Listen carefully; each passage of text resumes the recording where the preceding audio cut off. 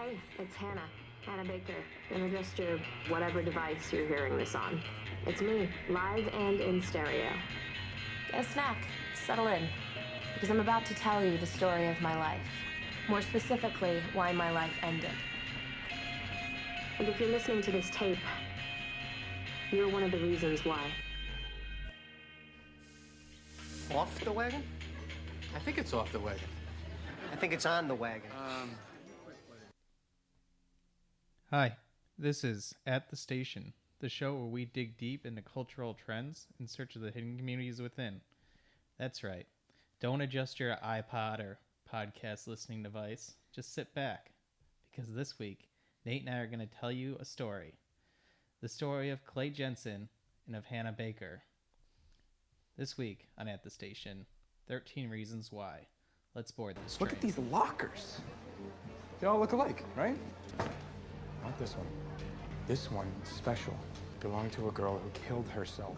You see all these "Don't Kill Yourself" posters up on the wall? They weren't up before. They put them up because she killed herself. And why did she do it? Because the kids here treated her like shit. Jensen, that's enough. But no one wants to admit it, so they paint over the bathrooms and put up a memorial because that's the kind of school that this is. Everyone is just so nice until they drive you to kill yourself. And sooner or later, the truth will come out. It's gonna come out. Intense. This show is just intense from start to finish. Yeah, it was pretty crazy. I binge watched it. Yeah, it took me I think I went the Clay route on this one. It took me a good part of a week to get through it all. I couldn't do it. I watched it all in like 2 days. I was actually thinking about that a lot because we keep talking about it. Like, if you were Clay and you were given tapes of a girl who killed themselves, wouldn't you listen to it right away? Yeah, like all of them. Yeah, like that night. But like, I think we did the same thing with this show where you watched it all in one night and I did it over like 5 or 6 days, which is cool. I've listened to all of it now, which is pretty good. Yeah, it was a good watch. It's weird because I haven't been able to talk about it in full to anybody yet. Like, oh yeah. So before we get started.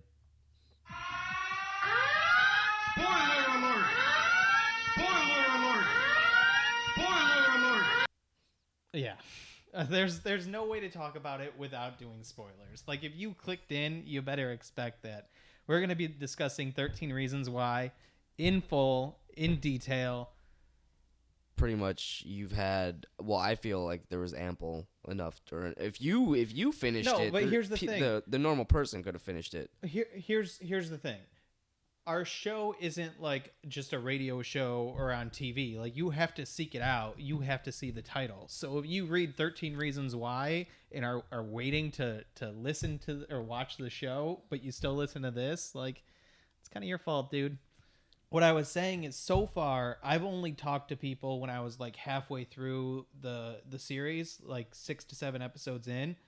And the first half is like a whodunit kind of thing, like what's gonna happen. And so talking to people only knowing half the story, they just give you these looks like, oh my god, like, you got so much shit coming to you. That's exactly right? Okay, so right? That's exactly how it went down. I work with a guy and we kind of talked about the show, but he had finished it already and he was just like, dude, you don't know what you're in for.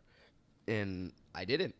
No, I had that conversation with you, with my sister, and then with my neighbor, like, where I'm halfway through and they're like, oh, I just want to tell you so many things, but I can't. Yeah. So how do you want to do this? How do you want to start the discussion here? Let's do a character breakdown first. Okay. And then we will just do it episode by episode. Okay. Here's the groundwork in case someone doesn't care to watch the show but they still want to listen to us. The show takes place in a high school. They're like sophomore, junior age level. Yeah, I don't know the actual year that they're in. I think they're 15 during the first party, Kat's party. I think she's 15. And then she's 16 by the time the dance rolls around. Because she can drive to the dance. And I think the end of it happens in the middle of her junior year. So she has to be just before she's 17. I don't know. It's tricky. But so they're high school kids.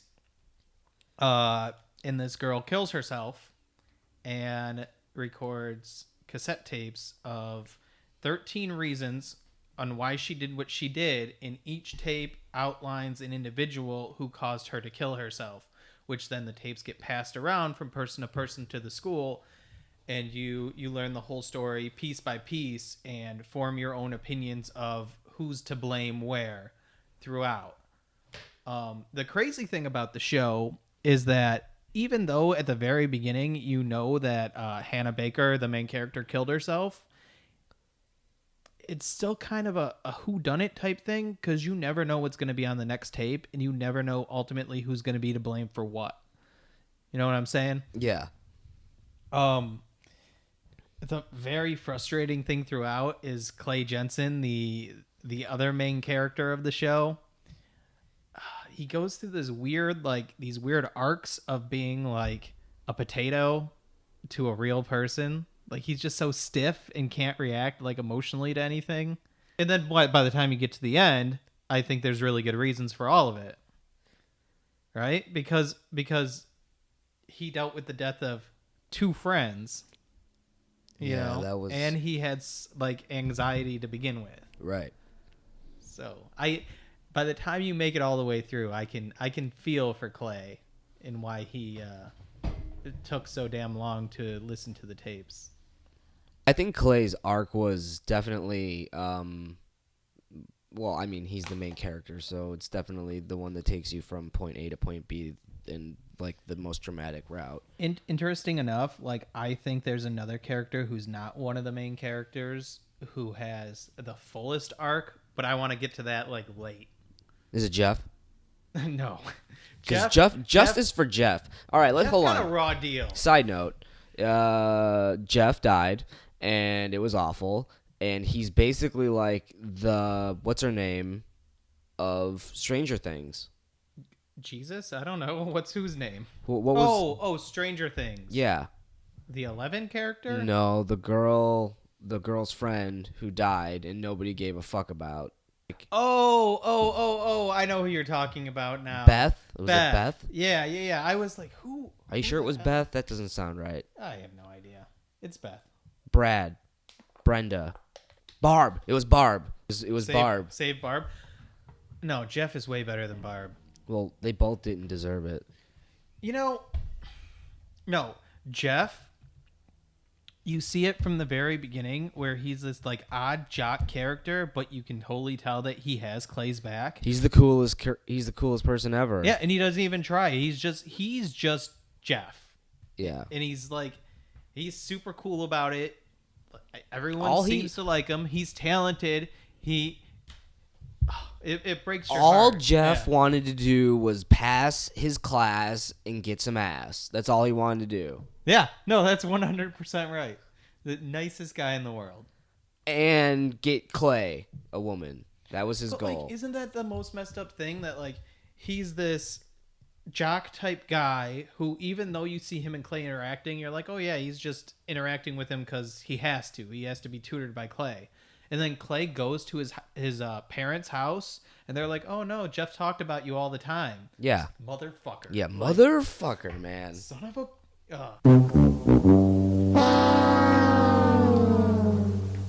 Jeff got a raw deal. Yeah, it was justice for Jeff. I don't know. Like, his is one of the more tragic stories, especially because he's on his is the most tragic story. He's on the outside of it 100%, but he does more good than anyone else throughout the whole story. Right, but name one other person that you think in that whole show that had a more tragic backstory. Yeah, not tragic backstory, but was like a tragic happening. I at first I didn't like him at all. It took me a while to warm up to the character, the way he was written, and then like in universe the actions that he took. But like Justin had a pretty fucked up life and a pretty fucked up time too. Yeah, but whatever. I don't think zero fucks. I don't think a lot of the things that happen to Justin are his fault as much as they are like the environment he was put into, where he didn't have a chance to be any better than he was given. His mother's a alcoholic, drug addict. So is M&M's. He constantly has like meth heads and dealers coming through his house, beating him up and kicking his ass. The only one person that he can turn to, Bryce, like the worst person on earth. Well, yeah. No, he is. But see, I'm not trying to downplay him there. That just sounded like that. Bryce acts like a like a regular, like psychopath, racist, rapist. Like he might be racist. The actions that he takes are not out of character for that type of person. Like, he's just a bad guy. Yeah. I don't know. But like Justin is not. He's just put in shitty situations constantly, to the point where like Bryce takes care of him, and then when it comes down to it, like at the party where Jess gets raped by Bryce, like Justin tries to stop it. He goes in there and tries to fight him, and he's overpowered by Bryce, and the door slammed in his face, which happens to Justin all the time at home. Like, he's beat up by his mom's boyfriends. He's not given any other chance. But you can still go tell somebody. And then he gives up because that's all he's used to being able to do. So if Hannah can sit there and watch it in the corner of the room, like, he can get a pass on, like, not being able to react either, because Bryce holds all the power over him. All the power. That's a fair deal. Like, no, that's a fair deal that you said that if she can sit there and watch it, then he... And then to end Justin's story, he tries to make things better. Like, finally, it takes him long enough to come around, but he tries to make things better, and he's basically told by his girlfriend to kill himself. Yeah. Like, he says, I was going to jump off of a bridge, but I just couldn't get you out of my mind. And she said, why don't you try harder? Yep. And then he just kind of walks off into the sunset. Like, he had this complete, like, I'm an asshole. I'm trying to do better. I'm trying to do better. Oh, fuck. Like, kind of thing. I feel bad for Justin. But he's actually the reason why everything started in the first place. Yeah, he is the... What did she say? Well, he's tape number 1. Well, she is tape number 1. So we're going to go right into it now? Yeah, let's start. Okay. So tape number 1 is about Justin Foley. That is the guy... Was he dating Kat at the beginning? Yeah, he was Kat's boyfriend, and it was him and Zach who showed up at the party, and then they were wrestling around in the water. Sprinkler, right. Yeah.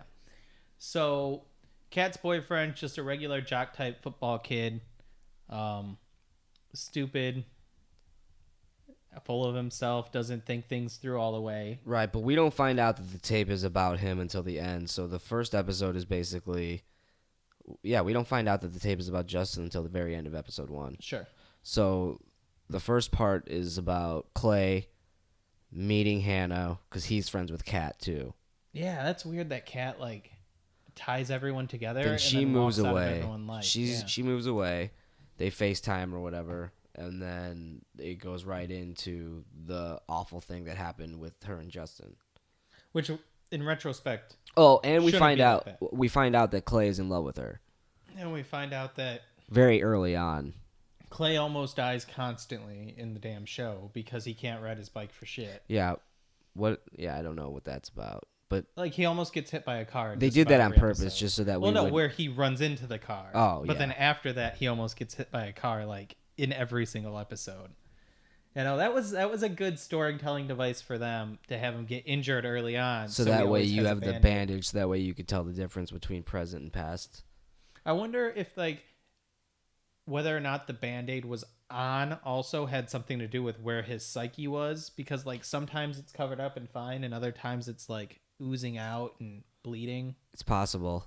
I don't know. I would have to rewatch it to try to catch something like that. Speaking of that, side note, it has nothing to do with this, but in Inception, okay, there's scenes, obviously, where you think that Cobb, Leonardo DiCaprio's character, is dreaming or not dreaming. Mm-hmm. And in the scenes that he's dreaming, he's wearing a wedding ring. Okay. And in scenes that he's not dreaming, he's not wearing a wedding ring. Can I say something about Inception really quick? This is going to be a stupid-ass sidebar. So they explain how totems work in Inception. Yes. And the basic rundown is you create something that looks normal, correct, but in real life it acts weird. Correct. So, like, she has the top. or the no. chess She has piece. the chess piece that when she knocks it over, it always goes- falls one way. But if Yeah. you're just looking at it like a person creating a dream, all you see is a chess piece. So you would have it react like a normal chess piece. Right. You have the die that are weighted, so they always come up a certain way. But if someone's constructing a dream, they don't know that. They just think they're regular die. Yeah. And he has the poker chip with the misspelling on it. Yeah. So you know you're in a dream if you take out your totem and it reacts how something would in the real world.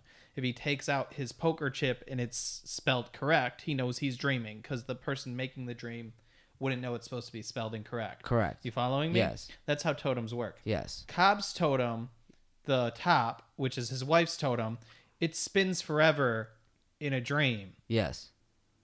But that's not how totems work. That's not how any of the other totems work. That's the opposite of the totems.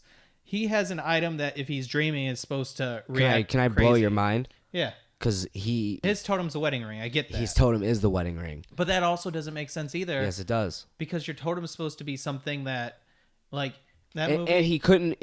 His totem couldn't have been hers because he told Juno what About it it. did. Yeah. That movie is good. And I don't No, that wanna movie is like my second favorite movie. I don't want want to take anything of it. It's but awesome. sometimes it feels like they maybe rewrote parts of it to make it more complicated than it originally was. When it gets like Or into something- a dream. Or something got missed in translation between The director. between the script and the editing table. Because like just sometimes there's things that are hard to follow. Like what? Like the totem thing that I just went over. Like his totem is different than all the other totems. But I'm still everyone just confused takes it on as how fact. limbo works. Like I get what limbo is and I understand how it works, but I don't get how you get out of limbo if you can't get out of limbo. You know what I'm saying? Mm-hmm. Like you know how like supposedly if you fall into limbo in 3 deep, you can't get out because it'll be like an eternity in limbo, but somehow Leonardo DiCaprio gets out, quote. You know what I mean? Mm-hmm. So it's like it's hard for me to grasp that one, especially because he pulls Sato out too. Yeah, they do all kinds of crazy things. Yeah. Anyways, back to the show. Episode 1. Yeah, So Justin it's Foley. Justin. Yes. We And- find out that he makes out with Hannah, and that's her first kiss. Mm-hmm. And then he takes a picture of them making out. He takes an innocent picture of her while they're playing in the playground, but it turns out you can see up her skirt. So then he turns around and shows it to all of his football boys, not being an asshole, just kind of bragging about what he was doing. And the real kicker of the story where Justin is to blame is it was Bryce. Bryce was the one who grabbed the phone and sent it to everybody. Justin could have stopped him. No, Justin's a big pussy. Like, Justin doesn't stand up to the authority of Bryce. I understand that, but that's why he has a tape at the beginning. Because he allowed should it. have. Yes. Yeah, but that's his character flaw. He can't do it, and he won't do it. What he should have done is said something after the fact and cleared things up. Right. But, Which he still could have done. But he's a high school sophomore football player, and he cares more about his image than he does about one girl's feelings. So from what we know at this point, the timeline, which is going to get very skewed at some points, this is to be the first event of this whole ordeal. I think that works out, too. I think this really is the first event. So she contacts Kat. Kat says it's okay for her to date Justin. They meet up at the park. This incident happens. The very next day at school is when the photo gets sent out and a rumor gets started that she's a whore, essentially. Yeah. Isn't that fucked up, though? Like, that makes me so nervous. For your daughter? Well, because that's We how will have fast, to- That's how fast things go nowadays. Is she walks into school? Well, Justin sends the picture. Yeah. Or Bryce sends the picture. She walks into school 5 minutes later, and everybody has seen it. Yes. Every single person, and they all know the story now. No, yeah. Though none of them were. You know what I'm saying? Like things happen that quick, and the consequences are like super, super fast. Yeah, it's definitely something that you're going to have to deal with. I'm glad I don't have to deal with it. Have you ever seen this part? Because this is what's going to be with your daughter. Oh, Mike, one of them young punks coming to take my baby out on the first date. Who the fuck are you? I'm Mr. Burnett. I'm Reggie. What you doing here? Came to take out Megan. What? I came to take out Megan. How old are you? I'm 15, Mr. Bennett. Motherfucker, you look 30. Show me some ID. I don't have none on me. You don't have no idea. Get your ass up against that wall. What the fuck is your problem? You think you know it all. You little young Thundercats. You got joints on you? No. You smoke that shit? No, sir. You trying to get my daughter high? You smoke that shit? Nigga, who that is the It's dog? Reggie. Who the fuck is Reggie? Came to take Megan out. What you want, nigga? I'm here to take his daughter out. What's your name? Reggie, Well, I heard the motherfucker say your name Reggie. You taking Megan out? Yes, sir. How old is you? 15. Shit, nigga, you at least 30. Yeah, so that's what's gonna be like. It's scary, man. This show just builds anxiety. Oh, it's worse. Like, well, if we ever get to talking about her parents, like, because they do everything right. Like, No, they okay. fuck up a little bit, but They they do. do everything So right. what I was really mad about was they showed. So how this show goes, obviously, if you're listening, you've seen it, but it splices in and out. So it goes in and out between past and present. But And- also, some of the stories, like some of the people, she tries to go in order, but some stories intermingle as well. Yes. So it's weird. There's weird timelines. But yeah, it goes from present to past to present to past. The show. So I know, obviously, if you're a parent, it's very hard for you to lose a child. I get that. So if something happens to your child, you're just going to be devastated, unless you're a heartless bastard. Now, I don't believe that Hannah's parents were heartless bastards, but the way that the show depicted the father was that he was sad, quote, I'm doing air quotes, and the mom was the one that was like, we need to do this, and he was just like, I don't know. And then he found out that stupid store got moved into town. The Wallplex. And then he's like, we need to sue them, not for just Hannah, but for us, Oh, too. so you think the compensation portion was added because of his money troubles? Yes. Yeah, I don't know. I got more of an impression that, like, he didn't know how to deal with the mother's reactions. So he just kind of stayed quiet for a while. But you're right. It wasn't really until the Wallplex episode that he really got involved. And he was just like, we need to do this for, like, Hannah, and not just for Hannah, but for us. You know what also is messed up about that? He's like, oh, they offered us a settlement. We should really take this settlement. Right. Yeah. Well, what if we lose? Then we'll have no money. At least we'll have this. Yeah, It's what like, was dude. it? $25,000 or something? Well, it was. I think it was 200 is what they initially turned down, or what they ended up turning down. Oh yeah, 250,000. Yeah. So yeah, that was episode 1. Episode 2 Goes was into Jess. Jess. Now Jess is her first best friend. Well, yeah.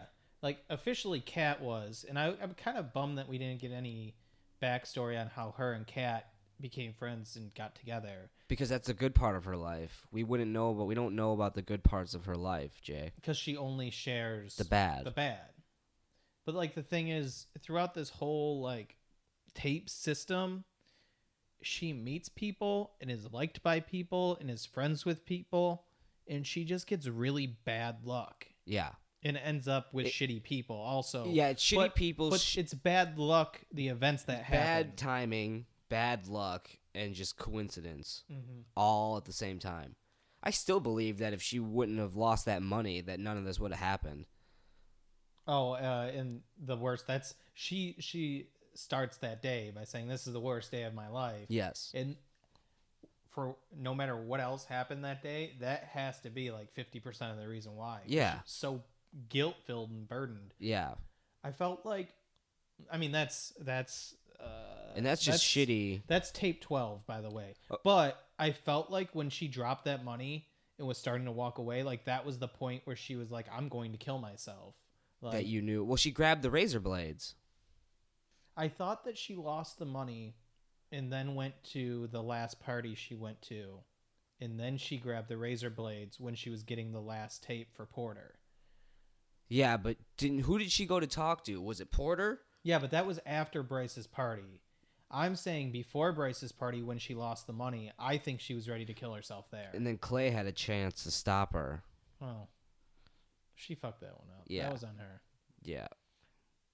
See, and here's the thing, like, so many things happen, and it feels like the tapes, like, in the middle that we're going to start talking about, like, in the grand scheme of things, they like, build and build and makes her life shit, but like these really aren't catalysts. And they're not really reasons for you to do something like that. No. Okay, so let's go into it. Tape 2 is Jess and that- Alex. no. Jess is the tape, but Jess it's is- her relationship with the two of them. So we find out that she becomes friends with this girl named Jess, and how she meets her is through guidance counselor. Yeah. They're the good guidance counselor, the girl guidance counselor Yeah. who left her job. Yeah. Saw that they were both new students and They call their each other- personality profiles kind of matched, so she introduced them so they would at least have a friend in the school. Right. Well, in the whole kicker about episode 2 is that she meets Jess when she has no other friends because Kat moved out and the football players think that she's a slut. And her dad is in the Air Force. Yeah, Jess gets moved around a lot because her dad's in the Air Force, and I mean that's basically it. She always has to make a new friend every like 2 years or so. So her and Hannah connect. They run into this kind of metro-looking guy. Might be, honestly like they run into Alex, who they play could possibly be gay or straight, who knows, and he becomes like best friends with them. So they're a threesome. What ends up happening is Alex and Jess go behind her back and start dating and kind of push her out of the picture. So she's left behind her alone. back. You said that, right? Yeah, behind her back. So like they even go as far as like Hannah works at a movie theater and they go to see movies at the movie theater, but they wait until her day off to go. You know what I'm saying? Like it's completely shitty and behind her back. In the end of it, their relationship really breaks up when Jess slaps Hannah, but you don't find out why until the next episode or the next tape, which is Alex. And that's Alex's tape. My favorite characters would be Jeff and then Alex. I do like Alex. He grew on me a lot. Yeah, he's awesome. I am going to agree with you on this one because of how he changes throughout. Like He's the only one that sticks up for anybody. He's the only and he one does it constantly though. and he's the only one that wants better after the fact. Like he knows what he's done and he wants to repent for it. It seems like. No, yeah, he wants to pay the price, which is why he even asked to get in trouble after he gets into a fight with Montgomery. His dad's a cop. His dad is a cop. Super macho. This Alex kid is a kid with dyed hair and a nose ring, a little bit effeminate. Goes to the coffee shop and orders each drink on the menu one by one until he can find his own special drink. That seems like something you would do. And maybe. I always do try to order something different. I don't know. Yeah. But then you find out that he's really not gay. He's really like super straight. He's the only one that ends up with like all the girls. Mm-hmm. It's so funny. I think he's also one of the only people who's honest to themselves. Like he knows who he is and he's okay with who he is. Except for that he tried to fit in with the jocks. So that was weird. And that's the whole kicker on why he did what he did, is because he was trying to impress somebody. yeah. So what had happened was he started dating Jess. Mm-hmm. And apparently there was something going on with that where She wouldn't put out. Yeah, and so he wanted to break up with her. So he, on the list that everybody was passing around on who has the nicest ass, Well, he it was wrote, a hot or not list, and his category was ass.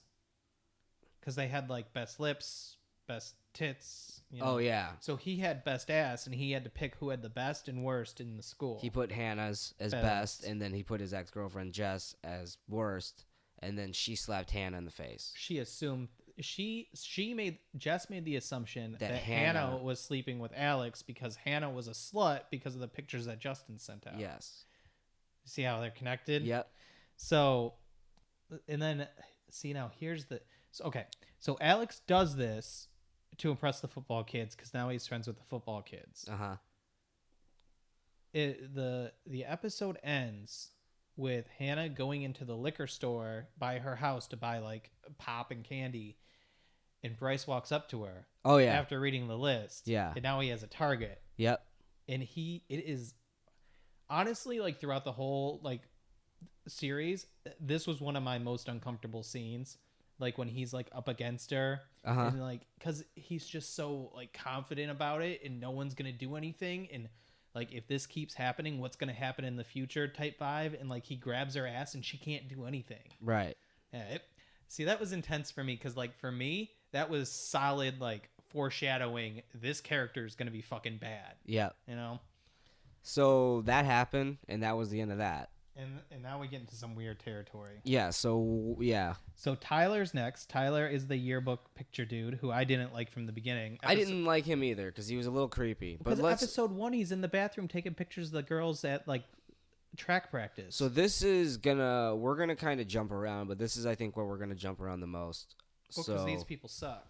So Okay. at the end of the series, it says that in episode 11 you find out that there was somebody had shot themselves. Yeah. And then in episode 12 you find out that it was Alex who quote shot himself. But if you look or if you watch the show, they make it very obvious. Like he buys a gun. That Tyler buys a gun, and when his mom's like, Tyler, we need to go, he has a chest like full of guns. Yeah, suitcase full of Columbine. And equipment. so Alex was in the picture as everybody else was when Tyler was developing them at the end of the episode. Oh, see. And then he pulls Alex's picture down. You think that means that he's executed one of his targets? Yes. See, I was taking that as everyone's been picking on Tyler since they found out what he did, and he's going to get back at all of them. So that is his list of people he's going to kill. Right. On the same page. Yep. A couple scenes before that, Alex stood up for Tyler. Yes. When I think Montgomery was getting in his face. He or pushed Bryce him. or something. It was Montgomery and then Bryce. Yeah. And Alex stood up for him. Now, granted, at the end, he said, I wish you would never talk to me again. Yeah. But I thought, like, he was taking Alex's picture down because, like, this is someone I'm not going to shoot now because he was nice to me. Right. But you think it's the opposite. You think he killed him. Yep. There is another theory that Alex actually did kill himself because in the scene before, the awful bathroom scene with Hannah, Yeah, I didn't watch it. she cleaned her room. Mm-hmm. And Alex Put things in order. Alex cleaned his room. You know what else I read about that scene? I didn't catch it myself. He calls his dad sir, he calls his dad sir throughout the whole show. Yes. And the very last thing he says to his dad is he says dad. Yes. And his dad even compliments him on how good his room or how clean his room is. Yeah. So that could be that. There was a scene where he floats in the pool that's kind of similar like Hannah. See, yeah, so he jumps in and he floats to the bottom, and Yeah. then after a couple, when that scene first happened, did you think he was like Gonna kill himself? Yeah, like overly drunk or Yeah. something and jumped in the pool to kill Yeah. himself? Yeah, I was like, holy shit, this is intense. And Yeah. then he came up for air. You think Tyler killed Alex? Yeah. And then we got on. So that's topic of whether Tyler's or not tape. that happened. Kids are forced to. It's like a breakfast club of bad people, right? Yeah. And so they're forced to be together because of these awful things that they did to this one girl who killed herself. Now, within this group, there's a guy, but they still are doing the same things they did to Hannah to this guy. Yeah. Like, totally. not the same what they're doing, but bullying. Here's the thing. What they did to Hannah, they weren't aware of. And they knew they were being shits, but watching it wasn't like, it didn't look like bullying. It just Right. looked like people interacting shittily. It looked like people doing things that were not right, but also at the same time What kids do in high school. and not understanding what that person's going through at that exact moment in time. No, what they were doing to Tyler was Just beating the fuck out of him. constantly. Yeah. Tyler's main character flaw is that he's a crazy stalker and he takes pictures of people constantly, and he is he hides behind it. In all fairness, she's dead, but I mean that was kind of a bullshit move to have people throw rocks at his window, right? Yeah. Right? Yeah. I mean, she didn't do that to anybody else's. No, she didn't ask anybody else to do anything like that. So if you're getting rocks thrown at your window, why do you then leave your blinds open? They're going to get thrown anyways. They know which window it is. But Clay takes a picture of him getting changed and then sends it to the school, and the whole school sees him naked. Yeah. Like, why would you leave your blinds open? Because then the show wouldn't progress. Clay's a questionable character too, because he goes on this revenge mission, But he only does it to a few people. and I actually from that point on, I think he pretty much takes care of everybody. So okay, But, so let's. But he goes on this revenge mission while thinking that he did something wrong. So what was he gonna do? Punish himself? Possibly. You know? Because You know who he reminds me of? He reminds me of Charlie from Perks of Being a Wallflower. yeah, I don't. Did you ever see that movie? No, but I was gonna say the first episode kind of felt like it would fit in that universe. Like, Oh yeah, I've only seen the trailers, but like the kind of like I don't know. Emma Watson's gorgeous. Yeah. All right, so that was tape. What tape was that? 4. Yeah. So the next one is. So I got something to say about the next two are Courtney and Marcus. Courtney and Marcus. And arguably, these two might be the worst people on the whole show. Courtney is the worst person on the whole show, aside from the people that obviously do the worst things ever. But you know who I'm talking about. Well, I can get behind. I can get behind why Courtney did what she did. I can see why Bryce thought he was okay to do what he did. What? No, I can see why he thought in his head that he was okay. What? We'll get there. Courtney's protecting her sexuality. She has 2 gay dads, and she's been brought up that 2 gay dads are going to raise a gay child. She's not just So protecting. she wants to not be that stereotype. She's not just that she protecting is. her sexuality. She's just being a bitch. Courtney's bad. So Courtney's story is they're nice to each other. Courtney gets drunk and starts kissing on Hannah. Hannah goes along with it, and Tyler takes a picture of them while he's looking through their window. They catch him. Hannah gets the picture back, Mm-hmm. but then she tells Tyler, to fuck off. Yep. And he sends it out anyway. Then he sends it out. But no one knows it's them. Nobody can't knows, prove it. and nobody can prove it. But there's people that do quote know. I mean, did you see the picture? It's obvious. And then, yeah, what else happens after that? I forget. Nothing. That's pretty much it. She turns her back on Courtney. They go to the dance. That's the dance where... Oh, in the Jeep. The dad buys a new Jeep. Oh, my God. I was so Dad nervous. moment. Well, I was nervous throughout that whole part because she asked them if she can rent a limo to impress her new friends. And they say, absolutely not. We don't have any money. So the dad goes and trades up on his lease so he has a nice car to lend to Hannah. And the whole time I'm just like, please don't do anything to that fucking car. Like, do not punish your father for being a genuinely nice guy. Like, all he cared about was making her happy. And, like, don't punish him for that. That's your total dad move. And it all turned out okay. Like, she killed the battery because they left the lights on. Yeah. But it turned out Which okay. is kind of stupid because it was a Jeep Grand Cherokee. Yeah, why wouldn't automatic they lights. turn off? Yeah. Yeah, stupid. Like my stupid-ass Prius turns off automatically. So that was episode 5?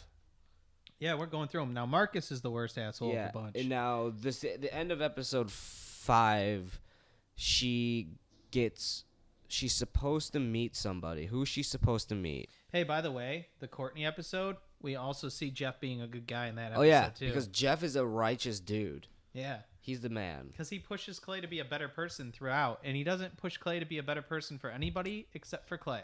All right, so before we go on to episode 6, we're going to take a quick break. Yep.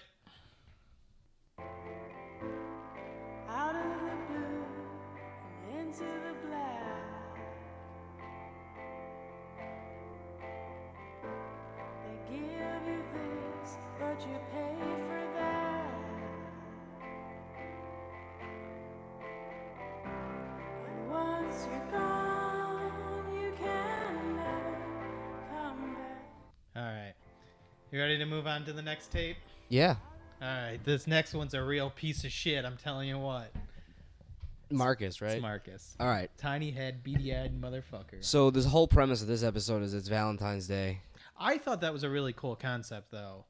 Like, they fill out, like, a little questionnaire profile, and then they get, like, 3 to 5 you people meet- who and they then match it- up with. Yeah. Like, doesn't that sound, like, kind of cool? It Costs would $1. work. It would work at like Lincoln Way or Like a like giant New school. Lenox, right? But Yeah. like not at our school. No, I've never seen any, like, we didn't have anything like that. That'd be cool, because it, like, gets you to possibly interact with people you wouldn't normally talk to because they're on your list. Yep. You know? Marcus ends up using it to his advantage to convince Hannah to go on a date with him. Because of all the rumors that she'd heard. she's So a we're slut so and he we're wants just to get lucky. doubling. So we're just doubling back at this point for everybody. And here's the terrible thing. At this point in time where Marcus is assuming she's a slut, she's kissed 2 people. Her guy that she wanted to be her boyfriend, Justin, And Courtney. and she got kissed by Courtney. So Justin does the picture. Mhm. She gets mad because everybody thinks that she's a whore. Her then new best friend assumes that she's a slut and that she cheated on with her boyfriend. Because of Alex and what he did. Mhm. But it all goes back to her being a whore based off that picture. Where she was So, completely innocent. Then we move on to who was number 3? So then we had Alex made the list, Yep. which got people looking at her like in a sexual way, Because- and knowing that she's a slut. Because of the pictures. The pictures in the hot or not list. Yes. So then Tyler took a picture of her kissing another girl, which he was- luckily people didn't find out about. Right. But Tyler, so his tape was, he's just a creeper. So Yeah, he's just a weirdo. But Courtney then threw Hannah under the bus because she knew that she could get away with it because of Hannah's reputation based off those pictures. exactly. So 'Cause then she said it was Hannah and another girl. So now we're on to Marcus. And now Marcus is using this Valentine's Day list to get laid. because of She's the easy. rumors based on those pictures. Mhm. So when she says that this is the thing that started it all, she's really not lying. And that's a point that I think is very The Justin tape. right. Or the Justin tape. No, I completely agree with that. Without that, I don't think everything else would be as bad. But would Alex have put her on the hot or not list no matter what? I think so. And the hot or not list is what got Bryce looking at her, which is what got people giving her the wrong kind of attention. Yes. So it's 50-50. So I think it makes a fork though. I think we have things that Justin's responsible for and things that Alex are responsible for, and they end up twisting in and out. But like, It's there's still- two different sets of things. So like, this one is something that Justin's responsible for, Marcus. Yes. So the list is he picks Hannah. He calls her. They're supposed to go out on a date. They're supposed to meet and get like a milkshake. Yeah. And they go to, and this is the whole episode, was her just trying to figure out why Why he treated her like what he did. And So he shows up like 2 hours late with his boys, Yes. like all of his friends, and he immediately like starts trying to get in her pants. yeah, and then she kicks him out of the booth, and then he throws a fit, and they all leave, and then Zach, the Asian guy, comes back, and I'm like, yes. Yeah. She's the like, Asian guy- I think that there's some good guys left in this world. I really wanted to believe that, and I'm like, yes. And then I watched episode 7. No, I like Zach. I think Zach's just misguided. But no, I hate Bryce because after the tapes come out or threaten to come out, he's adamant, like, no one can listen to my tape. No one can see it. We have to stop this no matter what. Let's just kill Clay. But, like, dude, all you did was, like, hit on her. Like, this girl's life and reputation is worth less than your, like, spotty image, you know? Well, I mean, you probably go to jail For what? for rape. For Marcus? Oh, who, Marcus? I'm saying, like, Marcus is the bad guy. Oh, okay. Because he has no reason to be as adamant, like, against everybody as he is. Oh, okay. Like, he wants to ruin, like, Clay's life and Hannah's reputation. Like, he plants pot on Clay because he doesn't want people to know that he tried to get in Hannah's pants. Yeah. You know? Like, isn't that fucked up? Yeah. Like, everybody else has a reason for their actions. Bryce is just a bad person. Yeah. Like, he is... No, Marcus is a bad person. Fuck, yeah. Sorry. Marcus is just a bad person. Okay. So that whole tape was just for Marcus. It was... There's a couple of these in here that are very self-contained type episodes. But it ends And that up was it one of ends them. up with Zach coming back to the booth, and then she finds out that Zach is, quote, a nice guy, Yeah, and then so in the next episode, I think he asks her out, right? and she says no, and it Why was in does she front of say no? because she Just thinks because who he- she's still bitter, probably, Mm-hmm. and so she says no. He gets embarrassed or whatever, and then so during this period, they're in the same communication class where they write notes to each other and put them in brown bags. Like you can anonymously give people compliments. Yes. Is what the system is. And so Because he's jealous, he steals her compliments, yeah, which she says that she really needed for her self-confidence because she was feeling really down on herself about all these other things that got messed up in her life. there was a lot. At this point, there are a pretty good amount. Yeah. So he steals them. So what she does is she writes a letter to him, and she puts it in the bag, but she tapes it so that way like he has to struggle to get it. And she watches him pull the note out, read it, and then she thinks that she sees him crumple it. But at the end, we find out that he actually didn't. He still has the note. So he's an all right guy. Yeah, Asians for the win. No, I really think he's just misguided. He was like a little bitter about getting turned down, and he was taking the notes, and he didn't realize that what he was doing was wrong. Hold on. And then I don't know, does it say after he finds the note, does he continue doing it or no? No. Oh, that's when she writes the really fucked up suicide like threat too. And she on the puts it napkin. right, and then she puts it in the thing for the review, right? For the teacher to read. Mm-hmm. I actually have a question that kind of ties back to this. So Sky, the barista, the barista at the coffee shop Monet's that they refer to as Twilight, she is oddly present for a lot of what's going on. Yeah. And I was always trying to figure out like I thought she was going to be a mole for the lawsuit, and that's how they got everyone's names. But like that never really paid off, like her story, other than like her getting with Clay. Yeah, like Clay just paid attention to her at the end. But it was really weird how like, see, this is what's an odd thing about it too, because even in the flashbacks, there's things in the flashbacks that are on Hannah's tapes and are not on Hannah's tapes, right? Yeah. And I don't think Sky's ever mentioned as being on the tapes, but you see her throughout a lot of the episodes just in the background. Yeah. You know what I'm saying? So I don't know. I always thought that was weird, and I wanted to point that out a couple times because I noticed really early on that she's there. But no, Zach is not a terrible guy. He's just stupid, I guess. Yeah, he's dumb. He's your typical jock. Mm-hmm. And then we actually haven't talked much about Clay, but maybe we'll circle back to see what Clay is doing during all this. Yeah. Because this is like where Clay like really loses his shit. Yeah, like for Tyler, he snuck into Tyler's bedroom, or not into, but outside of Tyler's bedroom. He took a picture of him naked and sent it to the whole school, and he was getting revenge for what he did to Hannah. Uh-huh. For Courtney, I don't remember if he took her to the gravesite. Oh yeah, and like scarred her. But for Zach, he keys his Mercedes. It's an Audi. Whatever. I could have got away with that. No, I have to. I could have got away with that. And like you see it on Zach's face in the morning, like he is scared as all hell. Like he doesn't know what to do when he sees that it's keyed. Yeah. I think Zach actually felt bad. He did. Mm-hmm. Because he got a letter that he knew how she felt. That's one of the things that he could have stopped it because he knew how she felt. She told him in that letter. Mm-hmm. So after Zach, it goes on to Sherry, right?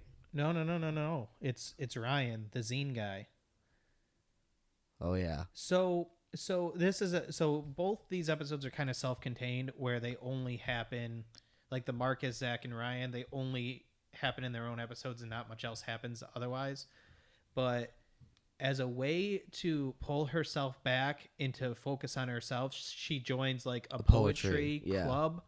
And one of the things that they say is like, this is your safe space. Like what you say here stays here. You can feel free to say whatever you want. So she like really opens up to the class and like writes like this really powerful like thing that's to herself and about herself. And it's okay to share that because she's sharing it with like-minded people who understand. And then Ryan takes it and puts it in the magazine for the whole school to read. Yeah. Now it doesn't say her name and no one knows that she wrote it, but to her, like, that's an invasion of her privacy, and that was her last safe place to go that is now broken. Right. So she knows she can't go anywhere. Like Tyler took away like her house. This guy took away, everything on the outside. Her confidence is shattered.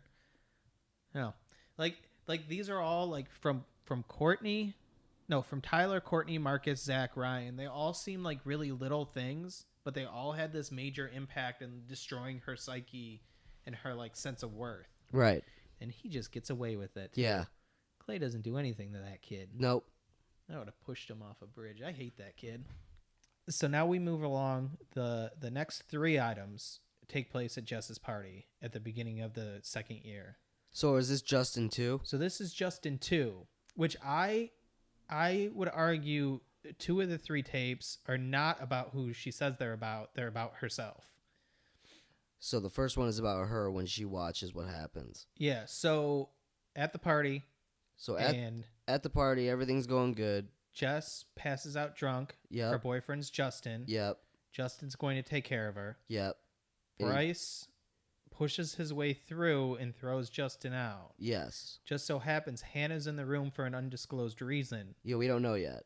And she watches Bryce rape Jess. Yeah. And it's really fucked up because you think Jess is like passed out drunk, but she is not at all. Right. But what she says is like, Jess, you had 2 people who let you down today.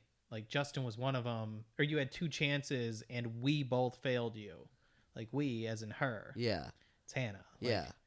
It's about herself. Right. She hates herself. She did it to herself because she didn't do anything about it. Right. Oh. So then that happened. Justin got pushed out, locked, and the door got locked. But that's what I was saying earlier about like she blames Justin for all of it, but he at that point he's just like a beaten puppy. Like he doesn't know what to do because he's always been treated this way and he's always been told like you have to listen to what I say. So then that was Justin too. The next tape is the worst tape in the whole Oh, thing. it's Bryce. Sherry. It goes Justin, Sherry, Clay, Bryce. Okay, so Sherry, Sherry's the worst one because she kills Jeff. That she kills bitch. Jeff. That bitch. And Sherry I feel really bad for. So yeah, because she actually is repenting somewhat. Well, she's a nice girl who made a stupid teenage mistake when she was like maybe a little tipsy, but she didn't crash into the stop sign because she was drunk. She crashed into the stop sign because they weren't watching the road. She was Right. getting the charger. Right.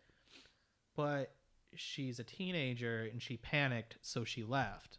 And she also left Hannah. Because she's an idiot. Yeah. She was panicking.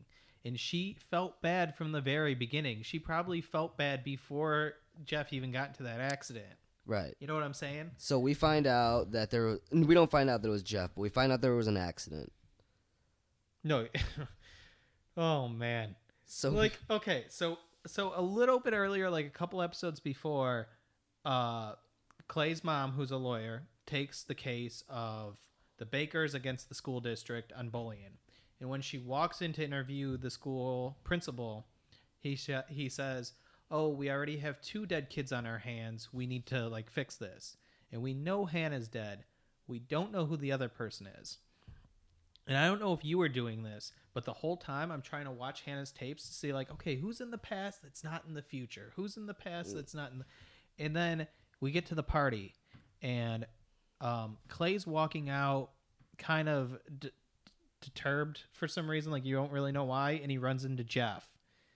Jeff, super nice guy, standing there, and you know exactly what's gonna at that point you know who's gonna die. it was the worst. And he's like, "Oh, Jeff, you can't drive. You've been drinking." And Jeff's like, "No way, man. I had 2 beers 2 hours ago. I've been drinking Cokes." You know, because he's a good Good dude. guy, because he's the man. The only thing he cares about Is getting like ass. his baseball like scholarship and he passing grades. Yeah. That's why he's friends with Clay. And he wants to get Clay hooked up with Hannah. He's just a good dude. He's going to buy beer for the party, which he isn't drinking. Yeah. You know what I'm saying? Like he's making sure no one else has to drive drunk, and then he gets labeled as a drunk driver. Yep, because he had beer in the car. Yeah, and killed. Yep. Killed. Because Cherry. It was a mistake. I'm going to call her Cherry. Cherry. Yeah. Even though her name is Sherry, she's a bitch. And then like Clay hates him, and I get that. Like I can relate to that. Like hating someone for something stupid that they did, and then feeling really guilty about it once you find out that like It really wasn't their fault. yeah, I think he does feel really bad about it. Yeah. Well, no. So the reason why Clay got upset about that was because he told Hannah, "Quit acting like everybody's your problem. You didn't know him like I knew him." Well, he was upset because his good friend died. Well, But exactly. yeah. But No, he told Hannah to shut up because she was being dramatic. yeah, Hannah is dramatic. dramatic. These things that happened to her should not have happened to her, period. Nothing else. But she's also very dramatic, and she blows things a little bit out of proportion. Right. I don't know. Yep. But yeah, she comes running up to Clay, and Clay's had enough of her shit because he's dealing with the loss of his friend. And this So rolls, he tells her off. and this rolls right into his tape. So we finally figure out why he has a tape. Yeah, this is also Hannah's tape. But it's Clay's tape because Clay didn't do anything wrong. Spoiler alert. So party happens. And He pretty much macks on her, they're getting hot and heavy. and they start making out, and she tells him to stop because she gets flashes of all the shit that's happened to her in the past with Justin and Bryce and all the people and Marcus and Zach. That's right. But I also got that, like, she was thinking of all that stuff and how she could never live up to, because, like, she's thinking of their relationship together and what it will be like. And all these things start flashing in her head. And so she thinks she can never live up to the type of girl she would need to be good enough for Clay. No, because the way she reacts, she's like, she thinks that he did it. He did what? Like, that he did those things. Even though he didn't. It's like PTSD. No, I get that. Like, I think it's just all this weird, like... Okay, either way, she tells him to get out, and he leaves. So that's, like, the number one reason why he has a tape. But he didn't do anything wrong. It was because she can't physically be with him because of whatever thing is going on in her head. But he's the only thing who's ever going to make her happy in her life. And she knows that she's ruining that chance. And, like she can't have her happiness. So that's the reason why she's in the closet, to witness this whole awful Bryce ordeal that goes down. I didn't know that was coming. I thought the worst was Jess's party. Okay, so what's funny? Not funny. A little anecdote. Like, I'm watching the show, and I'm like, oh yeah, like I really want to get my wife to watch this. Wrong episode. Well, wait, I was like, I should show her this next episode, and it was like, I think it might have been Sherry, which it was either Justin 2 or Sherry, which both of them aren't really that bad, right? Justin 2 is pretty bad. Maybe it was Ryan. 1, 2, 3, 4, 5. I don't know. It was an episode that wasn't that bad, is the one that I was like, oh shit, I should have showed it to her. And then, like, I'm sitting there counting the episodes, and I'm like, oh shit, there's 4 episodes left. I know a kid's gonna die. I know she's gonna get raped, and I know she's going to kill herself. And I only have 4 episodes that those things have to happen in. Right. So I definitely can't show her any of these next episodes. So yeah, But they do a good job. They put a long warning on them. Yeah. So she gets raped by Bryce. Now, after she loses the money and goes. Okay. Let's start from the beginning. So she states that this is the worst day of her life. Yep, opens it up with that. So she goes to the store. She's helping out her parents, and her parents have to go make a bank deposit. Her mom has to go somewhere and do the deposit, so she offers to do it. The dad says perfect, gives her the bank bag, which when it happened, so she puts all of her shit on the top of her car, and I didn't even know that it was going to happen, but you knew that it was going to happen because of the way she did it. So she grabs her Coke can, she grabs her purse, but she doesn't grab the bag bank of money. Bag. So and it she doesn't grab off. it because Clay texts her, right? Yeah, so it flies off. Like, what if there was a good Samaritan who picked up the bag and just dropped it in, like, the deposit box? You know who would have? You know who would have did it? Their name. You know who would have? Jeff. Yeah. Jeff would have. If Jeff would have found it, yes, he would have. I don't know. Yeah, she got the raw end of the deal there. I mean, Jeff got the raw end of every deal ever in that show. He's the true hero of the show. Yeah. I hope they make a season 2 and it's just a prequel about Jeff. And that's it. Like, nothing bad happens. It's just Jeff. Just kidding. Jeff's alive. Ha. Here's 15 episodes of Jeff. Yeah, Jeff's awesome. No, she loses the bag. And so her parents have money problems. She just fucked up her relationship with Clay. She just saw her ex-best friend get raped. Yep. She is hated by everyone at school. Yep. And she just lost a full day's deposit of her parents' money when she knows they're about to be foreclosed on. Yep. I think at this point... It's a pretty bad day. She is contemplating suicide. Right. I think she is there already. Right. So she goes to the party. She goes for a walk to clear her head, and she ends up at a party. At Bryce's house. At Bryce's house. So, okay, this is where I have problem with this whole show. So, show's good. Show's catchy. You can't stop watching it, whatever. Now, you don't go to a guy's house that you know raped your ex best friend. True. So she gets into the hot tub with Zach and his girlfriend and Jess. and Justin. Yep. Eventually, the four of them leave. When the second couple leaves, she looks up at the stars, and I think she's ready to get out when Bryce jumps in, and then he has her pinned there. It's far away from all the neighbors. Yep. It was probably like 1 or 2 o'clock in the morning, and everyone's asleep and passed out. And I don't know. She was just overpowered and felt useless, and it was just easy for her to give up than it was to do anything else, and you can't blame her for that. Like, he's going to overpower her. Right. Like, she had, like, bruises and marks, like, on her back just from him holding her down. So, he's an asshole. Yeah. No, completely. And then that was his tape. And that's where she decides 100% she's going to kill herself. Well, not yet. No, that's it. No, not yet. She makes 12 tapes. Yeah, she goes and makes 12 tapes. And at the end of the tapes, where she says she's going to kill herself, she feels better after recording them.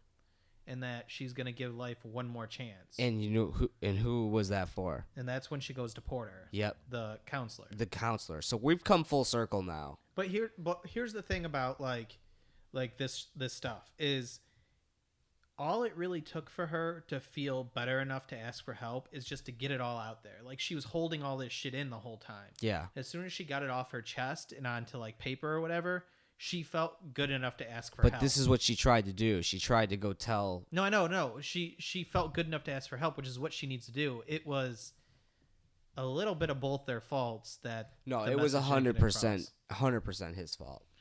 Yeah, no. No, he's gonna listen to those tapes and probably kill himself. No.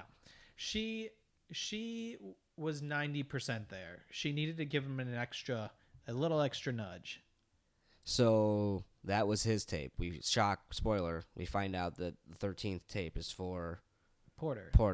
But like, okay, so she goes to Porter and she beats around the bush about everything that's happening, and she says that like she thinks of suicide, but she wouldn't. I think she says like she's not going to do it or something.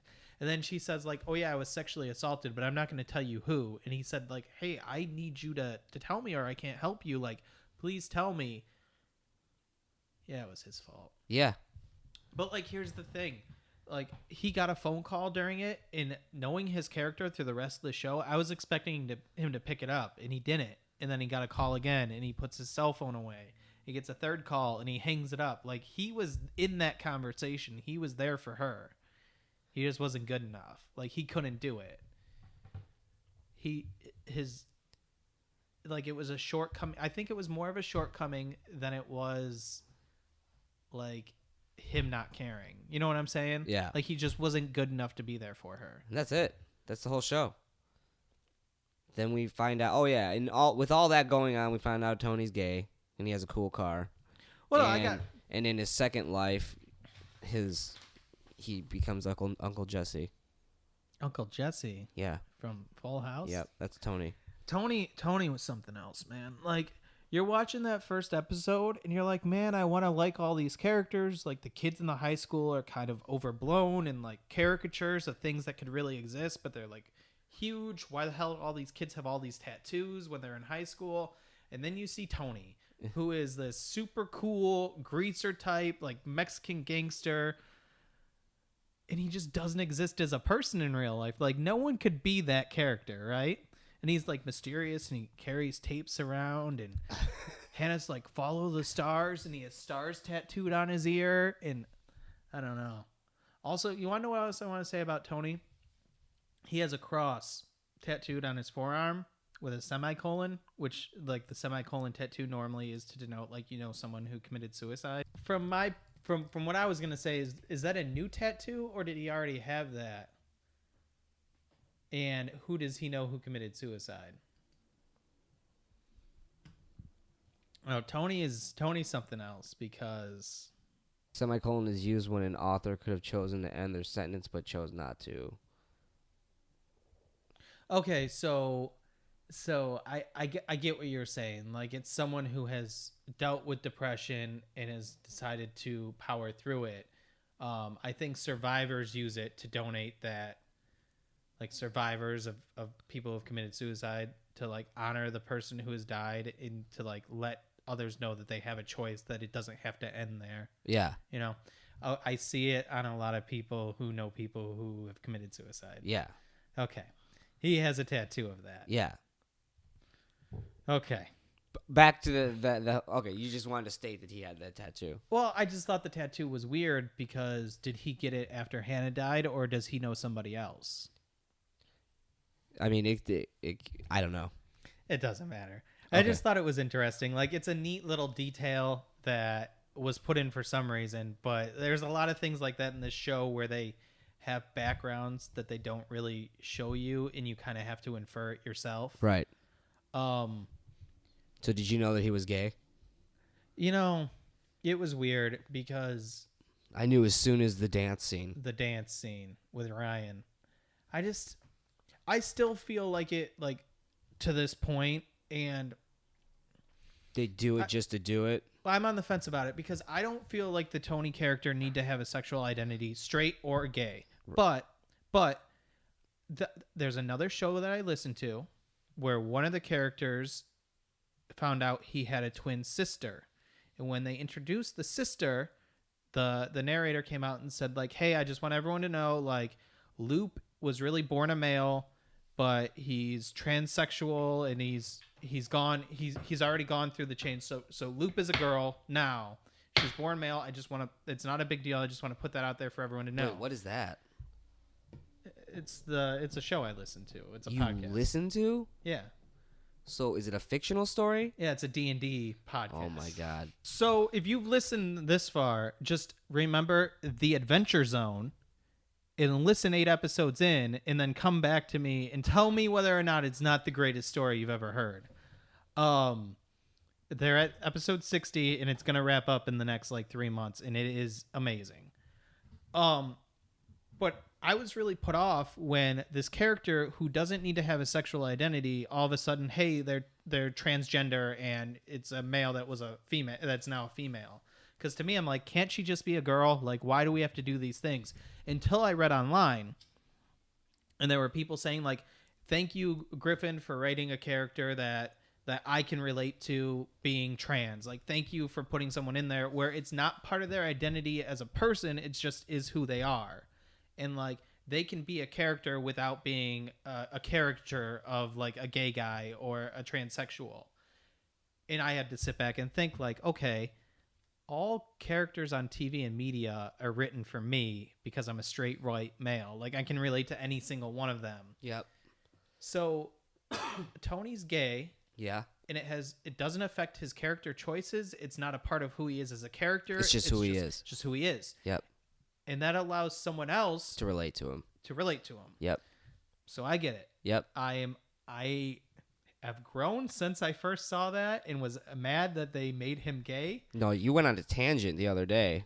Oh, I we went we on were a at your tangent. daughter's birthday party, and you're like, fucking Tony's gay. That was no, but they did the same thing with Jesus in The Walking Dead, where it's a character who needs no sexual identity, But they he's gave gay. it to him. So I watched the show. Okay, well, this is going to be super stupid, but I used to watch the show called Pretty Little Liars. I just told a D&D story. Okay. Also, when I finished the first episode of this show, I told Heather, like, oh, yeah, it's pretty good. I feel like it's probably a lot like Pretty Little Liars, though. Yeah, so Pretty Little Liars is a show, and if you guys know, then it was pretty good, I guess. I guess it's something that you probably watched with, like, a girlfriend and got far enough into it that you just had to finish. Yeah. Like, right? Yeah, but so the problem with this show is that it never finishes, and then they just give you one middle finger after the other. That's a problem with a lot of shows. So the whole plot of the story is there's 4 girls and a friend named Allison, and their friend Allison, quote, dies, right? Now, this person is terrorizing these 4 girls. We don't know why, but we slowly but surely find out reasons why, and through other people's point of views and things like that. And these things that she does, she signs them A. And A is the bad guy. So the season 1, so there's like 7 seasons now, and from season 1 to 7, now there's like 2 A's, there's 3 A's, there's a red coat, there's a master red coat, there's like Allison isn't even dead. Like, so many things have happened in this show that Okay. you're just like, whatever. And then, like, the last thing that I seen was, like, one of the A's got revealed, and it was Charlotte. So it turns out to be transgender. But who is Charlotte? Like, it doesn't make any sense to you, but, like, so, like, it's this girl. It's, like, Allison's half-sister brother. Okay, but why were you put off about that? I wasn't, but I'm just, like, that was such a cop-out because it happened right after Caitlyn Jenner came out. Mm-hmm. See, isn't that what it feels like sometimes? Yeah. It's like, to me, I try to be as open as possible to things, and I don't think that I'm, like, small-headed or anything. But every time I see it, it's like, oh my God, you're just pandering to that demographic. Right. But I had to understand that, like, no, they don't have anybody to kind of relate to in movies and TV. They can't just relate to Ted Mosby, like. No, 'cause they're not Ted I Mosby, get that, you know? but I didn't. But in this before. scenario, she wasn't transgender for the sake of being transgender. Like, you were trying to find out. You thought that the A was a guy based on all these clues that were going around in this show, and then you find out that it was this girl that you've known throughout the entire show because she was a guy. You see what I'm Gotcha. saying? Yeah. And you're just like, wow, really? Like, that's it? Like, Like, that's your twist? that's your Yeah. twist? That's your M. Night Shyamalan twist? But yeah, so let's do final thoughts on 13 Reasons Why. Wait, I have a couple things I wanted to talk about. No, yeah, so we'll finish up and then we'll just do a few stories that happened Okay. So and close it out. Well, so I don't really know where to fit this, but like there was a couple things that I felt like were getting set up Yeah. that didn't really pay off. So one of them was around the last couple episode, it seemed like everybody found a way to get a gun. Yeah, okay, Like- so let's go through that list. Like, So- because that was awesome. Because J- what well, I assumed was going to happen. Let's do by the reasons why, okay? So Justin buys a gun, presumably we think to kill Clay. Or to Bryce. Wait, Justin buys a gun? Justin steals a gun, or has a gun. I think his mom has a gun Right. above the refrigerator in So- a pot. so we he gets thi- kicked out of his house, and it's one of the things that he grabs. So we think that he's either grabbing the gun to either kill I thought it was Bryce for or Bryce. or his stepfather. So- or the boyfriend. So that's Justin. Jess has a gun From her dad. that she teases the fuck out of Bryce with. Yeah. And he is shitting his pants. Yeah. And I thought that was awesome. I thought that she was gonna shoot him. I thought she was going to shoot him too. Alex, it never says that he has a gun, but his dad's a cop, and you see the cop cleaning the gun early on. Yeah. Tyler bought Buys a gun. the gun in the alley. Courtney, Marcus, Zach have nothing. Ryan has nothing. So that's Okay, it. I guess that's it. But there's this huge clusterfuck of people who are pissed at Bryce who have a gun, and there's a teenager that's been shot in the head, and you don't know how. And yet Right? you don't know who it is. And that's where I thought it was going to go. It was Right. someone killed Bryce, and no one knows who. Like, that's what I thought was going to happen. like that's the twist on why nobody wants the tapes to come out. No, I just thought that, like, because, like, Justin confronts Jess, and he's like, do you want me to kill him? I will kill him. And I just thought that, like, somebody was going to kill Bryce. Yeah. It doesn't happen. No, unfortunately. But yeah, like that was, So- that was eating me away, because I was like, why does everyone now have a gun? Like, how did all these people get guns? What's going to happen? And then that goes back to the theory on Tyler killing Alex or Alex actually killing himself. Yeah, I didn't even think about Tyler doing it. Um, I guess it's possible. some other though. scenes that were kind of good in that show. Anything? Well, to be honest, Any scene with Jeff in it? Because justice for Jeff. Oh. Hashtag. He's the you want best. to talk about Jeff's scene? At the so Jeff is like we were talking about before. You kind of find out that someone else died, and you don't know who. But they give you kind of a little bit of hints in the flashback scenes. So Clay starts having a panic attack when he's thinking about him interacting with Hannah at the school dance. And he looks at himself and he's covered in blood. He looks at Hannah and she's on the dance floor. He looks up at Jeff, who has a giant slash across his face, and he says, like, oh, look what you did, or something Yeah. like that.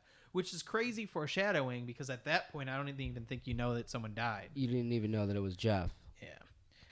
You know, like, there's a million things that we could go on about. It really doesn't matter. I think we said our piece. Definitely a good show. 100% recommend listening, watching it. You know, whatever. We definitely hopped on that bandwagon though. But here's I keep mistaking and saying listening to it because Watching it. because I don't watch TV as often because it's hard to sit down and dedicate like an hour where you have to do that. Like I like being able to put something in my ear and go do something else. That's how I got into podcasts. Right. So I'm used to listening to everything instead of watching it. So that's how I keep messing up. So if I've annoyed you for the last hour or so, I'm sorry. Go watch the show. It's a good show. Yeah, but it's very good. All right. I think that's it for the week. Cool. So we're gonna try and hop on something else here. That was pretty good. If we can do like a one of, now it's not always gonna be a television show or something like that, but yeah, I like to jump on things. You know, our prior one that we did 2 episodes on was tarot, and I want to mention this quickly. It was a part of the damn show that we just talked about. yeah. So we were right on the money there. Yeah, they did a tarot reading on the actual show, 13 Reasons Why. So we know what we're doing. Just trust us. Yeah, so that happened way before. Pretty good. So yeah, we'll be on the lookout. If you have any ideas for bandwagons you would like us to jump on, Or you know what? one-offs you'd like us to explore, Yeah, definitely. and just hit us up. Our Twitter is @stationpod. You can email us stationpod@gmail.com. We have a website, www.atthestation.com, and you can find us everywhere that podcasts are. That works. So for Jay, I'm Nate. Have a good week, guys.